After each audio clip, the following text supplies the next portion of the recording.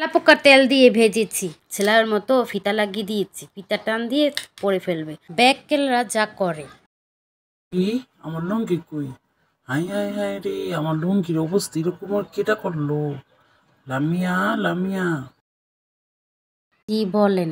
আমার লুঙ্গির এরকম কেটা করছে? হ্যাঁ আমি করছি। তোমরা এইভাবে লুঙ্গি কেচকি দিয়ে পড়ো না, খুলে পড়ে যাওয়ার ভয় থাকে।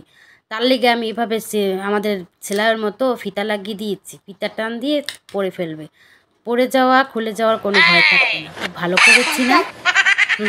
এগুলি আমার বুদ্ধি। এইভাবে কেউ কোনোদিন লুঙ্গি পরছে? হ্যাঁ